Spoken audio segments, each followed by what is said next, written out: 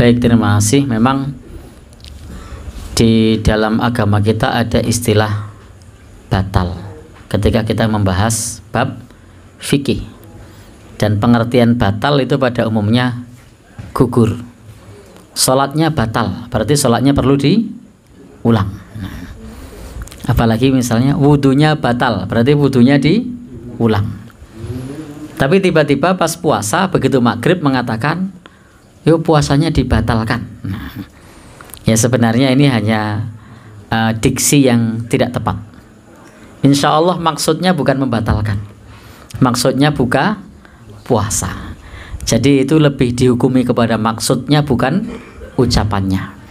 Jadi dihukumi kepada maksud, bukan kepada ucapan. Ucapannya memang tidak tepat karena mengatakan ayo batalkan puasa, padahal maksudnya buka puasa karena puasanya sudah selesai. Nah, kalau batal kan berarti gugur.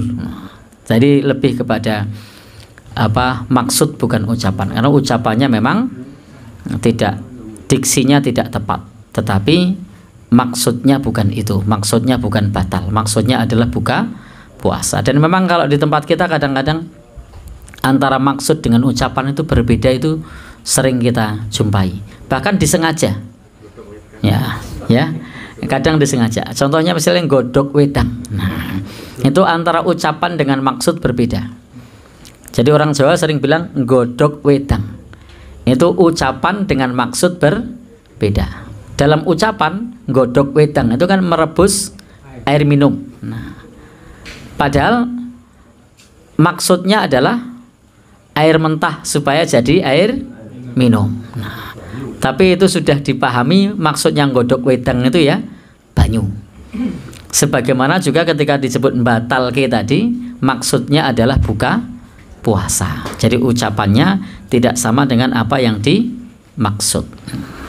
Dan hal yang semacam itu banyak kita jumpai dalam percakapan sehari-hari.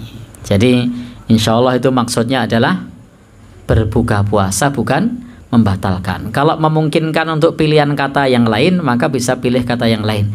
Tapi ada yang kalau pilih kata yang lain mungkin malah aneh. Contohnya tadi, ayo godok banyu, itu malah aneh. Nah, karena sudah terbiasa mendengar istilah godok wedang. Nah, tapi kalau untuk mari buka puasa, insya Allah tidak aneh. Jadi masih bisa diubah, belum terlambat. Kita biasakan dari diri kita sendiri dengan mengatakan iftar atau buka puasa. Hindari menggunakan kata batal ke, meskipun itu juga tidak keliru, karena ada kalanya suatu ucapan itu tidak dimaksudkan untuk maksudnya.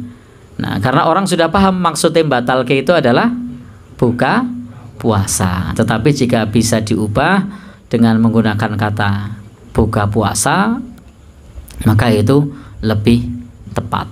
Wallahu a'lam bishawab.